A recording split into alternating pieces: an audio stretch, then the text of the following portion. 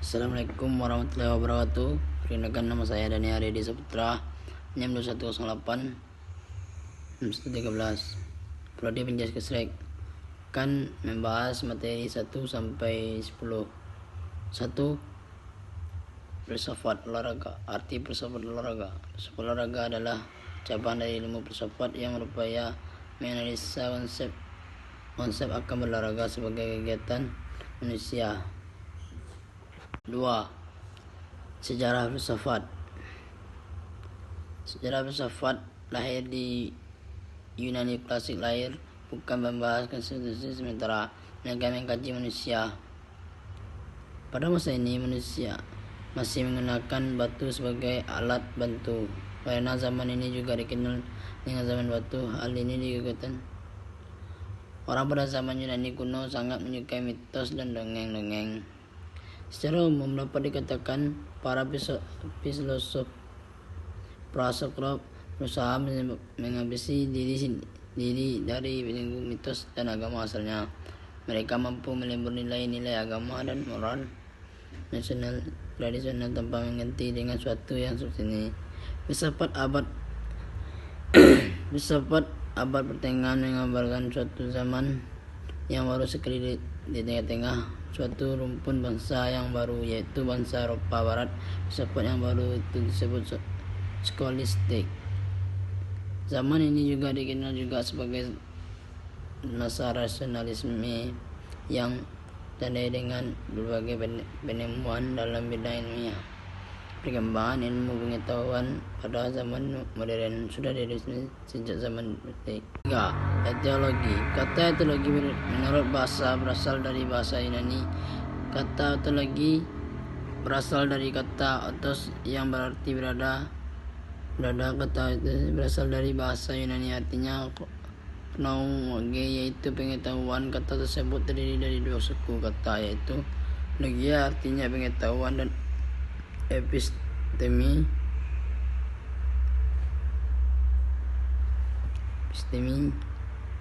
yang artinya tentang pengetahuan, dan kata berasal dari kata axios yang berarti bermanfaat. Tiga kata tersebut ditambah dengan kata logos berarti menyelidiki alam nyata dan bagaimana keadaan yang sebenarnya. Psikologi adalah ilmu yang membahas secara mendalam segenap proses menyusun pengetahuan yang benar, sedangkan aksiologi adalah kajian tentang nilai ilmu pengetahuan. Pendekatan yang digunakan dalam menguak landasan-landasan atau dasar-dasar ilmu adalah melalui tiga hal. Yang pertama, pendekatan analogi, yaitu ilmu yang mengkaji tengah hakikat. Yang kedua, pendekatan epistemologi, yaitu cabang filsafat yang mempelajari asal jala atau sumber, struktur, metode, sahnya pengetahuan. Dan yang terakhir adalah pendekatan aksiologi, yaitu teori tentang nilai etika estetika. Konsep jiwa dan raga. Konsep jiwa dan raga. Manusia terdiri dari kesatuan jiwa dan raga, atau disebut juga sebagai psikosomatik penting. Artinya bagian yang satu dengan yang bagian yang lainnya saling mempengaruhi. Pengaruh yang dirasakan oleh jiwa kita akan mempengaruhi pula terhadap raga kita. Demikian pula sebaliknya. Manusia sebagai kesatuan jiwa dan raga. Olahraga bukan merupakan masalah fisik saja yang berhubungan dengan gerak-gerakan anggota tubuh, otot dan tulang. Jangkauan olahraga lebih dari itu. Tubuh itu dilihat sebagai materi dengan sifat kemanusiaannya yang bisa dicerap dengan panca-indera. Sementara itu, jiwa dilihat sebagai suatu kesatuan, yakni tidak sedusan dan tidak dapat dicerap dengan panca-indera. Aktivitas kejiwaan kerap digambarkan sebagai kegiatan mental. 4. Aliran-aliran filsafat. Rasionalisme adalah paham filsafat mengatakan bahwa akal rasional adalah alat penting untuk memperoleh pengetahuan dan menetes pengetahuan. Rasionalisme mengajar bahwa pengetahuan diperoleh dengan cara berpikir. 2. Empirisme merupakan aliran filsafat yang muncul pada zaman modern sebagai reaksi terhadap aliran sebelumnya, yaitu rasionalisme. Empirisme adalah aliran filsafat yang menekankan pengalaman sebagai modal utama untuk mendapat pengetahuan dalam kehidupan dan menganggap akal sebagai metode kedua setelah pengalaman setelah dicapai.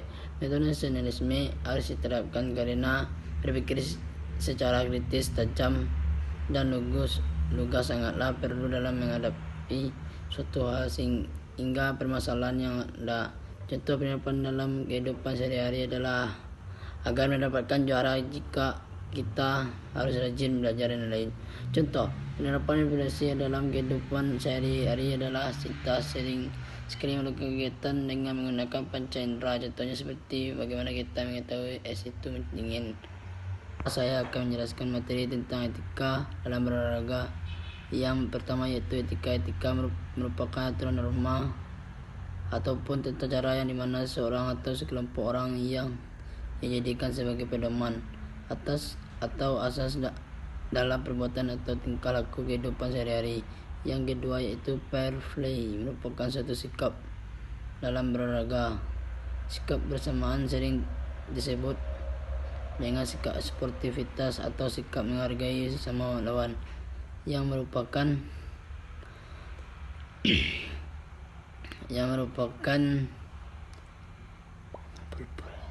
suatu sikap dalam berolahraga. Sikap bersamaan sering disebut dengan sikap sportivitas atau sikap menghargai sesama lawan yang memiliki hubungan akrab dan hangat. Yang ketiga, doping, obat atau pengguna obat secara ilegal yang digunakan oleh para atlet untuk meningkatkan prestasinya. Adapun lembaga untuk pemberhentian pemakaian doping tadi merupakan lembaga anti doping, dibentuk oleh Menteri Olahraga Republik Indonesia berdasarkan peraturan pemerintah nomor 15 tahun 2017 yang menyebutkan untuk memberantas atlet yang menggunakan doping. Sekian. Filsafat pendidikan. Pendidikan merupakan cabang dari filsafat. Namun pendidikan bukan merupakan filsafat umum atau murni, melainkan filsafat khususnya. Terapan pendidikan adalah pengalaman-pengalaman di sekolah dan di luar sekolah yang berlangsung seumur hidup, yang bertujuan optimalisasi perkembangan kemampuan individu agar di kemudian hari dapat memainkan peranan hidup secara tepat. Sedangkan pendidikan filsafat dapat diartikan sebagai upaya pengembangan potensi manusiawi peserta didik, baik potensi fisik, potensi maupun kersanya, agar potensi itu menjadi nyata dan dapat berfungsi dalam menjalani hidupnya. Dasar pendidikan adalah cita-cita kemanusiaan universal dan juga bertujuan menyiapkan pribadi dan dalam keseimbangan kesatuan organisasi harmonis dinamis guna mencapai tujuan hidup kemanusiaan. Filsafat pendidikan adalah filsafat yang digunakan dalam studi mengenai masalah-masalah pendidikan. Objek filsafat, objek itu dapat berwujud suatu barang atau dapat juga subjek itu sendiri. Contohnya, si aku berpikir tentang diriku sendiri, maka objeknya adalah subjek itu sendiri. Filsafat pendidikan adalah aktivitas pikiran yang teratur yang menjadikan filsafat sebagai alat untuk mengatur penyelarasan dan memadukan proses pendidikan. Ruang lingkup filsafat adalah semua lapangan pemikiran manusia yang berfungsi sebagai segala sesuatu yang mungkin ada. Fly and gain. Secara hierarki, bahwa olahraga dilakukan untuk meningkatkan keterampilan gerak manusia. Kajian filsafat olahraga berdasarkan pada 3 konsep, yaitu bermain, play, permainan, games, dan olahraga sport. Ketiganya memiliki arti dan aktivitas yang berbeda. Bermain, play adalah bentuk kegiatan yang tidak produktif yang tujuannya adalah memberikan kesenangan pada diri sendiri. Permainannya di organisasi, games, olahraga, sport sebagai bentuk aktivitas bermain yang diorganisasikan sebagai demikian rupa dengan perangkat peraturan dan pertandingan dengan menahan tolak ukur keterampilan fisik orang yang melakukannya. Prestasi adalah olahraga adalah keterampilan tertinggi. Olahraga dalam berkompetisi baik melawan alam, dari diri sendiri, orang lain, dan ketentuan dalam latihan dan mengikuti perlombaan atau pertandingan event.